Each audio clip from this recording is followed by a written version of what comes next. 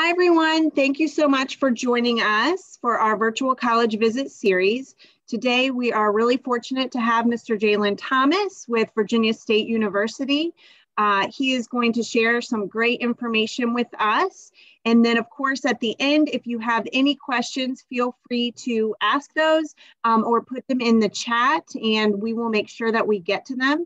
Just a few brief introductions. My name is Mrs. Edwards. I'm the career counselor for both Atlee and Patrick Henry High Schools. We also have Mrs. Corbin on here. I'll let her introduce herself. Hi, everybody. I'm Mrs. Corbin. I'm the career counselor at Mechanicsville High School and Hanover High School. And of course, we have Mr. Thomas. So I am going to go ahead and hand that right over to him to get us started. Mr. Thomas? Hi. Good afternoon. My name is Jalen Thomas. I'm one of the admissions counselors at Virginia State University. So we will get started with this short, quick presentation about Virginia State University. So this is our campus, 236 acres. It's a beautiful campus. 236 acres sounds like a lot, but just to kind of give you an idea, it probably takes you maybe 10 to 12 minutes to walk from one side of campus to the other. We definitely like to have a lot of fun on campus, but there's a good balance of having fun and then also getting your education. Let's jump right into it. I do have this quick video to show you all. It's about a 30-second clip. If you all pay close attention to the words, it's very encouraging with everything going on now. You know, we're all facing different things in our own individual lives. And the faculty and staff here at Virginia State definitely want to make sure that students know that we're here to assist them while they're here at State and even once they get out into the real world. So I will play this. Wait a minute. I don't know if I shared my sound, guys. Okay, we'll try this again. Always attributed to technical difficulties. Now we can play. You have the power right now to transform your life through education and a commitment to learn. You have the power right now to build a life you love through preparation, hard work, and dedication. You have the power right now to shape your life. No matter how hard it's been, you can always begin again. Do something that your future self will thank you for. Come to Virginia State University, a transformative experience. I'll pause it right there before the music actually cuts to the end. But if you paid attention close to those words, in the beginning of each of those statements, it says you have the power right now. And I think that is really encouraging all by itself, just to let you know that no matter what you have faced in the past, what you're up against now, you definitely have the power to change courses. You have the opportunity to start over and still achieve those goals and aspirations that you've set, maybe from a young age. And we're definitely here at Virginia State to help you along the way. All right, so let's jump into some quick stats that we have. And I won't read them verbatim because everyone can read, right? They really speak to the family feeling that we have at Virginia State University. So we're a very close-knit family. We're not that large of a campus. So when you're walking around day to day, you will definitely recognize people. You'll see familiar faces. You'll see your friends, especially if you take the same route to go to the dining hall or to go to class. You'll recognize people. Even when you get into your classroom, you'll see familiar faces again. So your class sizes are not that large, very close, intimate setting, especially when you get into your department core. So like junior and senior year, you can really look forward to that number of 20, maybe decreasing between 10 and 15 students. So if you have any questions or if you need any extra help, you definitely have that opportunity to build a relationship and a rapport with your classmates along with your professor. And I always encourage students to keep a positive relationship with your professor simply because they have connections. They have networking capabilities, and many of them give out the personal cell phone number so that you have access to them outside of the classroom. So that's what really speaks to that family feeling, being able to get in contact with people, even, at 9 o'clock at night, maybe, you never know, but you'll feel comfortable enough to go to class. You'll feel comfortable and safe on campus. It is a very safe environment, very family oriented. And we definitely like to have a lot of fun. So let's get into some ways that you can get involved on campus. We have over 90 clubs and organizations that cater to the academic side. So for example, you have psychology club, mass communications club, or history club, math club. Depending on your major, there's probably some club or organization catered to that. And then you also have the opposite end of the spectrum. You have your clubs and organizations that cater to extracurricular activities and special talents, such as acting, singing, dancing, hair, makeup, anything that you could think of. That if it's something that we don't offer here at State, you can definitely start that club or organization on campus and leave a legacy. You'll never be forgotten here on campus. You can definitely attend our sporting events. We are Division II. We are part of the CIAA conference, so Central Intercollegiate Athletic Association. It's a tongue twister, but I've gotten it down pat by now. So we have sports ranging from basketball, football, track and field, cross country, volleyball, baseball, softball. We even have a women's bowling team as well. So you can definitely attend the sporting events, or you may be actually playing those sports. We offer athletic scholarships for those who are eligible as well. So our sporting events definitely have a lot of energy, especially our basketball and football games. Those are the more attended games. They're more popular, but there's a lot of fun in each of them. And it's just another way to get involved. And it enhances that college experience. You get to know people, you learn more about yourself, you meet people. We also have our Greek life. All of our Greek life, or Greek organizations rather, they are active to my knowledge. Study abroad kind of hurts my heart right now because I know travel is limited. But we do offer over 130 study abroad programs. When things kind of calm down, we will start that back up. We typically host a passport day on campus, which allows students to start that application process without having to go to CVS and take their picture or going to the post office. Everything is brought onto campus so that you can start that process. And we also host information sessions so that you know exactly what needs to be done to keep you abreast on all of the information so that you're not missing out on any due dates as well. So let's jump into the real reason why we came to school, and that is to get our education, right? So we offer 6 academic colleges, and I won't read them or go over each major and minor. It's almost impossible in this short presentation. But our College of Agriculture, we are big on our College of Agriculture. We are a land grant institutions, actually. We were the first HBCU to receive a land grant and one of 2 land grant institutions in the state of Virginia, us and Virginia Tech. So our ag department is really big. We have a farm about 2 miles away from campus. So you really get that hands-on experience. So for instance, our animal science or pre-vet, they may go down to the farm and conduct projects and research and experiments, as well as our College of Natural and Health Sciences. I'm going to jump down to the bottom. That will consist of like your biology and chemistry. We have newly renovated labs on campus, a lot of new technology. And then you will also utilize the farm. The farm it's over 400 acres. It has everything that you could think of, from plant life, vegetables, fruits, to animals, to aquatic life. So there's a lot to offer. Our Reginald F. Lewis College of Business voted the #1 school of business in all of HBCUs. So it is challenging, it is competitive.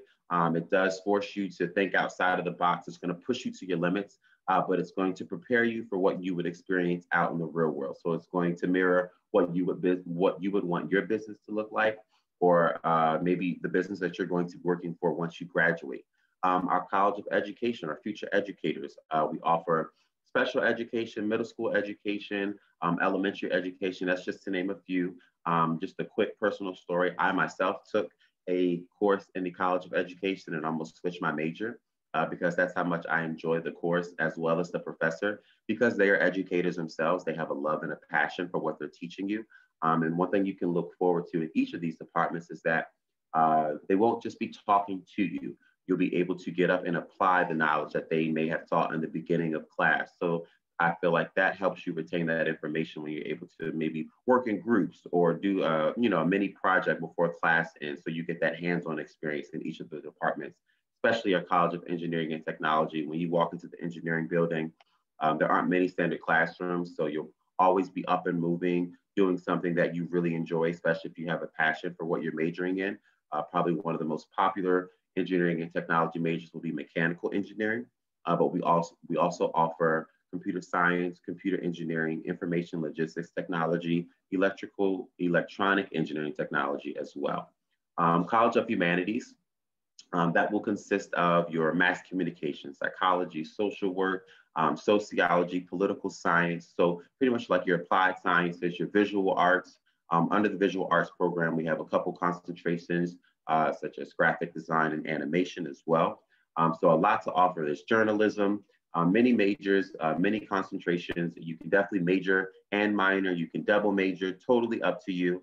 You definitely want to have that conversation with your advisor in the beginning. And one thing I will add, one thing I always forget to mention is that it's okay to come in undecided. If you don't know what you want to major in, that is perfectly fine. You have about a year and maybe a semester worth of general ed courses that you have to take anyways before you have to declare a major and jump into any department core. So you do have some time, and we have people here to help you find and navigate what you have a passion for. So our Academic Center of Excellence, which is located on the second floor of our library, you have tutoring services there. We also have a writing lab as well, and they are there to, you also academic advisors. So they're there to help you along the way. If you have questions, they have questionnaires that you can fill out to kind of help you. So you definitely have resources at your disposal to make sure that you're successful in the classroom. And once you graduate, we have a career center as well. So that pretty much covers the academic colleges. There's more in-depth information on our website. There's an academic catalog as well, which will give you insight as to what courses you'll be taking from freshman year all the way up until senior year. So that kind of gives you an idea of what to expect so that you're not blindsided once you come into your major and you're like, whoa, what's this? So you can definitely get some information prior to picking or declaring a major as well. So our tuition, really straightforward, to the point. In-state is going to be $9,154. The only thing not included in that will be your room and board. Room and board averages around $10,000 per school year. So when you add that all up, you're looking between $20,000 and $23,000 for the entire academic school year. So you would split that up. I'm not going to do the math because that's not my forte, but that's about the average that you can expect for your in-state tuition. And that's if you're going to be living on campus. If you're not going to be living on campus, you can add a couple $100 to that $9,000, and then you'll probably kind of get a round estimate as well. Now let's jump into the meat and potatoes of everything, our application process. Application process is really quick and easy. We definitely like to take pride in making sure that students don't have too many issues when applying. So the application is free. It doesn't take long to do. The essay is optional. So that means everything else on there you guys already know: name, date of birth, where you live, military experience. Once you fill all of that out, you can submit that application. And we are test optional. So you can submit just your application and transcript to receive a decision from us and be admitted into the university. If you are able to take the SAT or ACT, I would encourage you to do so. It's not going to hurt or harm you in any way if you're not able to, because you can still receive merit-based scholarships, which is what I'll jump into next. But our application is free. I'm going to say that like probably 3 more times before the presentation is over. It doesn't take long, really quick. Our averages. One thing I will say about our averages, we accept students that have below and above these numbers. So don't be discouraged if you don't have a 2.9. If you have below that, it's perfectly okay. You can still be admitted into the university.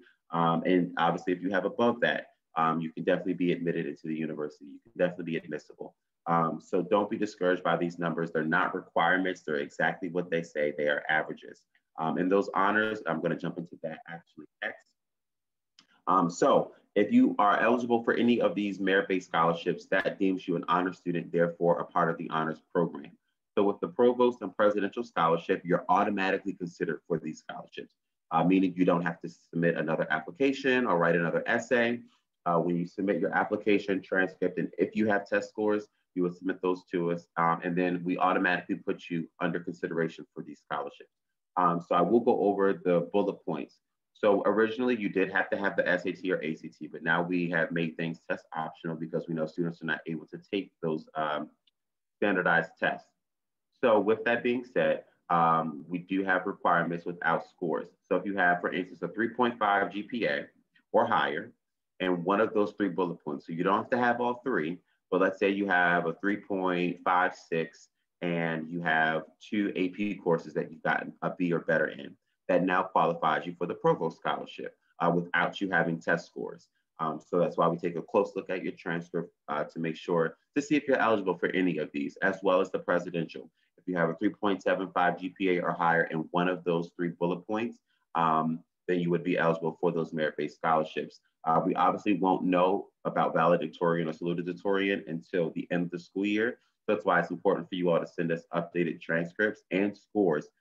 Bias being rolling admission, we're always taking in applications along with transcripts and test scores. So from now up until August of 2021, we will be accepting applications, transcripts, and test scores. So if testing sites are canceling between now and February, if testing sites are still hosting it, you have time to submit those scores and transcripts to us between March and August of 2021 to be eligible for the merit-based scholarships if you don't fall in that category of the GPA and one of those 3 bullet points.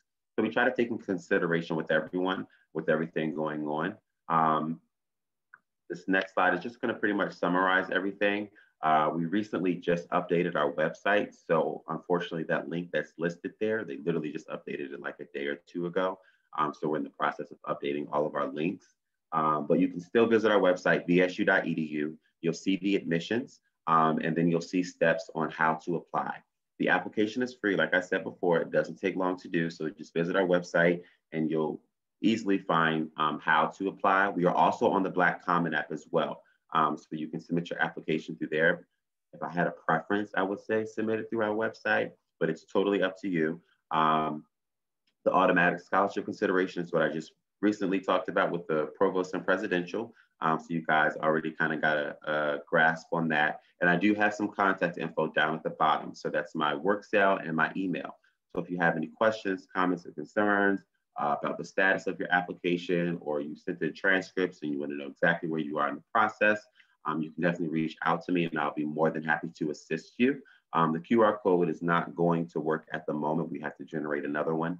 But that pretty much sums up everything, not everything, but just a short glimpse into Virginia State University. So thank you all for having me. And I will stop sharing my screen. There we are. Thank you. That was awesome. Thank you so much. We appreciate you doing this with us today. One question that I wanted to ask, so I have students sometimes that will ask me, what are some of the benefits of attending an HBCU? Do you think you could share a little bit of that with our students? I feel like an HBCU, so I myself attended the PWI for my undergrad and then attended Virginia State for my master's degree. So I kind of got the best of both worlds. Right. But the HBCU experience is like no other. It is a place where African Americans feel safe. They feel like they're part of this one large family. They're not the minority at their university. And it's just, I don't know, it's hard to explain, but it's a whole different experience. When you're at a HBCU, you feel at home, you feel like you're a part of a large, like a big family. That's why I encourage students to get involved, because when you get involved in the clubs and organizations, you're joining like little sub-families of the big family. Like for instance, homecoming, that's one big family reunion. You may meet people that have graduated from like 55 and you feel like you've known them for years. So it's hard to explain, but it's a great experience to have. Even if that you're makes African American, it doesn't matter. It's just different. But it's great. And do you feel like there's networking opportunities with kind of the family and the people, you know what I mean, beyond college even? You're going to have networking opportunities because you have that family aspect. Your professors and those who are around you, you definitely build a relationship with people outside of the classroom, and they want to make sure that you're successful while you're here at Virginia State and even once you get out into the workforce. So when you join the club, you don't have to join the club or organization, but like I said, it enhances that experience, but people are going to essentially look out for you. So the people within your major, they may have connections in the field.